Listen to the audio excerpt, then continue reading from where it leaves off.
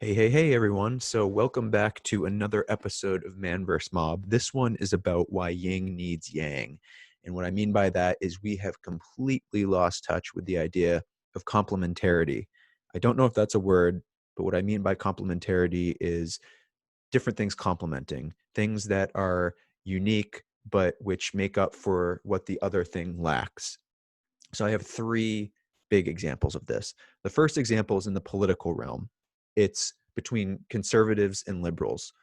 Conservative minded people tend to, at the basic, with all the wedge issues and baggage removed, the ideal at the base of what conservatives tend to believe is that there are four realms or domains of human happiness, and they are family, community, faith in something larger than yourself, and vocation.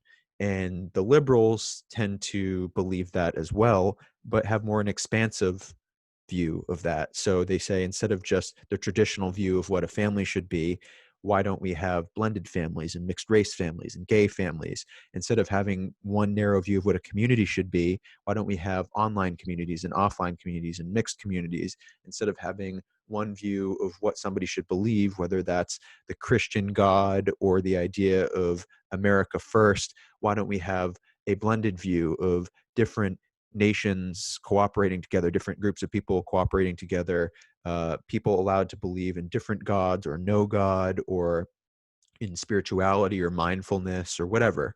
And then in the area of vocation, instead of just having one idea of you're either a business owner or an employee that works 9 to 5 and for 40 years and then retires, why don't we have this idea of you can be somebody who has multiple jobs, who works gigs or who's a contractor, or somebody who works for a nonprofit, or somebody who has numerous streams of income and a side hustle or whatever, you know? Um, but liberals tend to think more broadly and not as deep within the different subcategories of what they think. So they are more exploratory. They live for experiences, experiential, I guess would be the term, and they um, they tend to be better at being visionaries because they mix what they learn from all these different domains, and they're better at creativity and generating new ideas. So conservatives, on the other hand, tend to fixate more narrowly, and they become extremely invested in a given domain and focus on becoming expert at that thing. And they live more based on accomplishment rather than experience. So um, they tend to have to take a narrower view of things. They like borders and boundaries between things rather than thinking across different areas and topics. And they're more structured. They prefer structure and order, and it's a different way of thinking. And they tend to be implementers and defenders of different ideas and policies. So you need both ways of thinking in a functioning society. The liberals, as mentioned before, tend to be the ones that come up with the new ideas, and the conservatives tend to be the ones that implement and defend those ideas. So if you look at one example of this, it is the classic America example, which is you have this group of liberal minded people who met in a convention. This was the Constitutional Convention. The founding fathers, they came up with this radical new idea based on liberal principles of creating it. I'm not saying it was liberal in its implementation, but liberal in its sort of high-mindedness, to create a new type of country and a new type of government. And the conservatives that existed at the time were saying, no, we like the status quo. We want to be sort of colonists, and we're fine being loyalists. And it's funny because the conservatives today are the ones that staunchly defend the documents and institutions that came from those liberals 2.5 centuries ago. And we're living in the same situation today where the new liberal intellectual progressive movement is heavily based in Silicon Valley, and it rubs the modern conservatives the wrong way, because it's like, well, we have all these systems and institutions in place, and this is disrupting everything. This is terribly inconvenient. We would rather things just basically stay the way that they are. Thank you very much. And so the conservatives of tomorrow will be the ones that defend what we create in this moment right now. So it's very interesting and sort of cyclical in that way. But it helps to think about it like the liberals and progressives being the accelerator and the conservatives being the brakes. And there's an important function of both. So if you want your society to function like a full vehicle, then you need the accelerator and the brakes, because otherwise you have too much chaos or too much order. So the second yin needing yang category is more in the economic realm, and it's between libertarians and socialists. And if you're unfamiliar with the term libertarian, it's basically people who believe that government should be as small as possible. They tend to be more they tend to believe in individual freedom, and there's a high concentration of libertarians in the entrepreneur innovation space. um, so people who are business leaders, people who are creators in the tech space, there's a lot of them in Silicon Valley. There's this culture clash that exists between libertarian principles and socialist principles in Silicon Valley. But um, libertarian people tend to be very technically minded, and they're very capable of creating their ideas. They're creative, and they're tech savvy, and maybe they're good at coding, and they're good at knowing what they need to create their vision. And that's why you have a lot of people who have that technical brain who say, I don't want people getting in my way. They're just messing it up. And so if you think about there being sort of two domains of intelligence, there's more of the technical intelligence and the interpersonal / emotional intelligence. And the people who have more tech intelligence tend to uh, be more into things and ideas and being solitary, maybe spending their time coding or learning something, getting good at it. And they tend to be more aloof around people. They like things, but they don't really understand how people work. And people can be kind of annoying because people are needy.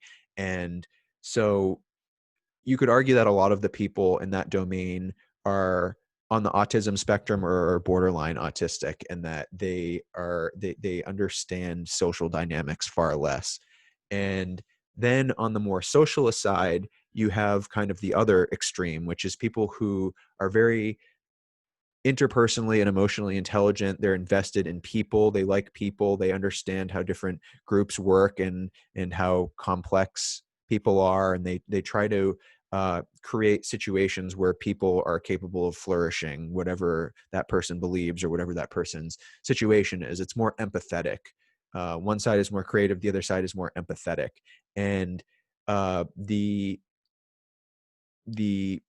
socialist side tends to have fewer people who are capable of that technical implementation, that innovation and technological sense. And obviously, I'm speaking in generalizations. There are many people who blend both realms of intelligence, and there are also there's a fairly, I don't know if I would call it robust, but there are people in the middle who are sort of hybrids as well. But I think they're generally more rare. But you need these two groups to cross pollinate and understand each other better, because unfortunately, and I've complained about this in recent episodes, the system of education that we have, this industrial era paradigm that it exists within, it was trying to create people who were highly specialized in a narrow profession, and who didn't really need to think beyond what they were um, taught to do in a narrow way. They were basically taught kind of propaganda about the system that exists and how that's the best system, as well as job qualifications for a particular thing. So it wasn't really, it wasn't, people weren't motivated to seek out broader understandings in numerous different domains. And I don't even think, if that were a goal, that the technology that would have enabled that to really take place would have existed anyway. But we're at a point now where we need more people that are considered polymaths, which is a term that means you have many different interests and you can understand different domains. So you need people who understand technology, people who understand people, and that way you can take the incredible, brilliant technological innovation and bend it towards pro-social ends. And so right now we just kind of have these two isolated groups that are lobbing grenades over at the other side, saying that the other side is stupid or evil, or and just completely doesn't get it, and that their side is the true complete solution. So everybody needs to give up a part of their narrative and take a fuller view of the world, and invest in understanding more. Uh, Naturally, your brain is going to tilt towards one side or the other, most likely. So because most people aren't ambidextrous, they're either left-handed or right-handed, right? But that doesn't mean that you shouldn't fill up your experience for what you lack in one area. You shouldn't focus on improving and being more full-minded, sort of a full person, really. Like you have the technical and the interpersonal melded together. So um yeah, we're really struggling with this right now. And if we want a future society that basically encourages and allows people to thrive and to pursue their happiness, we need to focus on self-actualization and understanding ourselves and understanding the world around us, and how the things that we create affect the world around us in complex ways, and how we affect each other, all these different things. Okay, so the third domain requires a bit of a disclaimer before. I think that we have lost sight of what generalizations and stereotypes mean, and how they serve a purpose. So in the past, I've been speaking in a lot of generalizations so far, in case you haven't realized it. But in the past, we were good at generalizations and stereotypes, but we were less good at understanding that there were many exceptions. Acknowledging the many exceptions, we tended to speak in bold statements, and therefore our bold statements caused people who didn't fit the pattern to miss out on opportunities that they otherwise should have had. And that's extremely unfortunate, and we got better at that. But then we got too good at it, to the point that we got obsessive over it, to the point that we have completely lost touch with the fact that stereotypes and generalizations do serve a purpose. And at this point in time, we only acknowledge the exceptions and refuse to acknowledge any stereotype or generalization within any given data set or group or anything. So we just assume it's inherently bad to notice a trend, or if we do, to speak up about it. And that's also really bad, because that's implying that you don't get anywhere if you don't acknowledge trends, and if you don't see signals through the noise. Otherwise, everything is in completely distinct data point, and every person and everything is completely distinct, and you can derive no patterns or no signal through anything. And that has done immense disservice to us. Same thing with the idea of everything is it's basically an extension of the idea that everything is relative. No idea could be better than any other idea, that kind of thinking. It's anti-intellectual, it's lazy, it's really unfortunate that we've gone so far down that road, because it's destroyed our capacity for thought, particularly for critical thought. So now that that is out of the way, the third area that is yin needing yang is men and women. And we're so mixed up on this. Is men and women are unique for a variety of reasons. We are so obsessed with egalitarianism and in trying to pursue that, like that we've lost sight of different but equal. You can be different but equal. You can have different preferences and aptitudes and things like that. And nobody should be denied the right to pursue what they find personally meaningful. But, you should nonetheless acknowledge that people vary. There's human variance and that there's beauty in that. So, but once again, there tends to be trends as well. So when it comes to men and women, okay, first of all, I should say that different people are shaped by their different personality traits, by their hormones, by their individual level of intelligence, all these different things, right?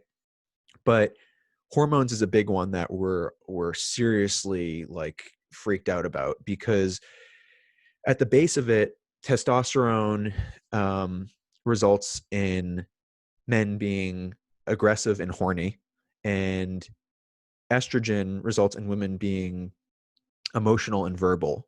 And in the extremes, those lead to like crazy drama and sort of uh, terrible behavior. So I think what people don't recognize is that there's a lot of overlap between men and women. Men and women overlap more than they don't. But if you were to take any given trait for a man and a woman and plot it, there would be bell curve distribution. So you'd have averages, and they would mostly overlap, but the tails of the bell curves wouldn't overlap, and that's where you would see a huge amount of the like most extreme examples of men and women. So, if you look at a trait like aggressiveness, for example, men tend to be higher in aggressiveness, and that's why you have more men. Basically, the jails are filled with men, but that's why you have more male CEOs as well, is because aggression will correlate highly with assertiveness, and women tend to be less assertive, which is why even if they have great ideas, they don't speak up as much in like these more masculine environments, which are encouraging people to be sort of more dominant. And but there's a mix of nature and nurture, because like on top of uh, these hormones and personality traits that actually do create general differences between men and women, there's also been built this socialization and cultural structures and expectations of how men and women should behave. So in the past, it was like men and women tend to behave these ways, so we should basically force them to behave those ways in to be like as efficient as possible. And that's where it got, you know, that's where it went wrong in the past. So we need to sort of settle in a place where men can be men and women can be women, whatever form that takes. You can obviously be a more nurturing and kind man, or you can pursue being a nurse if you want to be a nurse. You can be a more technically inclined woman, and pursue being like an engineer or whatever. But you shouldn't be forced into those roles or ridiculed if you don't, because the criticism that the feminists had with patriarchy is a legitimate criticism, but we don't want to swing so far in the other direction that we create a matriarchy where it's a great thing that women obviously aren't forced to be housewives like they were more likely to be in the 50s, but we shouldn't force them to go into science and technology fields just so that we see equity. If people are allowed to choose what they want to choose, we shouldn't expect things to be 100% like 50-50 down the middle. Like there might be wide discrepancies. It might still, if we open the STEM field, and in the STEM field is open to women, but if it's wide open to women in nursing and caring professions, and kindergarten teachers or whatever, these other professions that tend to be more for people who are nurturing, are wide open to men, then we shouldn't be shocked and appalled if nursing and teaching continues to be like 90% women, and if engineering continues to be 90% men, or more or less. It's um it's unfortunate that we don't realize that men tend to be more solitary and focused on tinkering and on things and ideas. And they like to sort of mull things over and compare things and uh, constantly ranking different things. And women tend to be more socially oriented, so they are more interested in social dynamics and in group settings and in parties and food, things that bring people together, and you know, relationships, interactions, those kinds of things. And obviously, you can have a bit of each domain in your head. You're like, men are going to tend to be more in the the technical domain, and women are going to tend to be more in the interpersonal domain. But the thing that we don't realize is that we should strive to be, as just like I was saying with the libertarians and socialists, we should strive to be as full of a person as possible, to have both of those domains within our head, functioning, cross-pollinating with each other. I'm not sure if I used the term before, but polymaths, it's an important term. Basically, people who are interested in a whole host of different things and who can understand the importance, the relevance of the ideas, exploring ideas and being solitary and in tinkering, and also understand the importance of people and being empathetic and melding those two together. When we have more complete men and women who are able to understand and appreciate where they fall short and where the other person excels, and how both domains are like vastly important, then we're going to leave this place where it's just like we're at constant war with each other, because uh, historically, men have tended to be the creators of infrastructure and women have tended to be the creators of culture. So um, both are hugely important. You know, it's like behind every structure that exists, and a lot of, and behind every, some of the, most of the biggest ideas that exist, you'll find a guy who was solitary and who was deeply in thought thinking about this stuff. And behind every person that exists, you'll find a woman who basically built that person into who they are, um, by influencing them in so many profound and complex ways. So if we're not seeing the hands of both men and women in society and in history, then we're not looking hard enough. And I think we're moving into a good place with with sexual politics, but uh, it's been rocky. So we'll see.